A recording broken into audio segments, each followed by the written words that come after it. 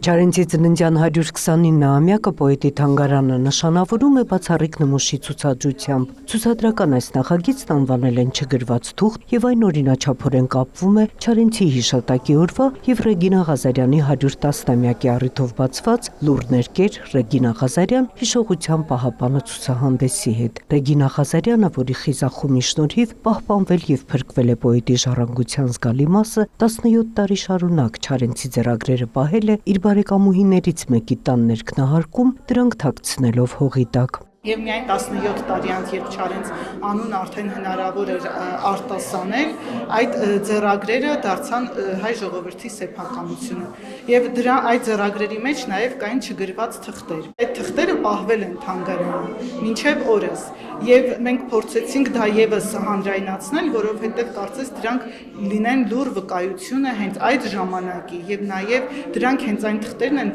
որտեղ պիտի Չարենցը ստեղծագործեր, չէ, որոնց մեջ պիտի ծնվեին Չարենցյան նոր տողեր։ Չարենցի թորնուհին Գոհար Չարենցը հետադարձ հայացքով անդրադառնալով նախորդ դարի 30-ականների մղձավանջային տարիներին մեծ երախտագիտությամբ է խոսում Ռեգինա Ղազարյանի սխրանքի մասին, երբ ընդամենը 15-ամյա աղջիկն իր կյանքը վտանգելով փրկել է Չարենցի գործերը։ Հետագայում Անահիտ Չարենցը վերծանեց բոլոր ձեռագրերը եւ 83-ին հրատարակեց Չարենցյան անտիպները, եւ այդ ձեռագրերի շարքում էին նաեւ դատարկ մնացած թղթերը։ Այս ձեռագրերի մեջ կար նաև չգրված թղթեր,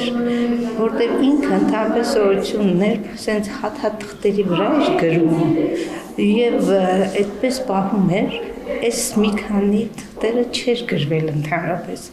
բայց ինչպես տեսնում ենք, սրանք իր երկար տարիներ հողի տակ մնալուց այդպես փոխել էին գույնը,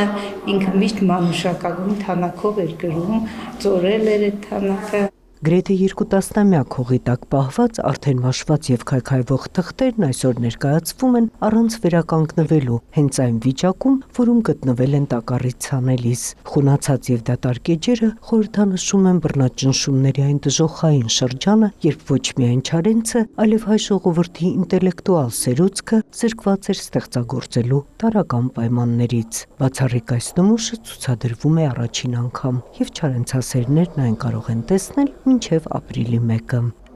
Նոնե Ալեքսանյան, Հովհաննես Քյուրքչյան, լուրեր։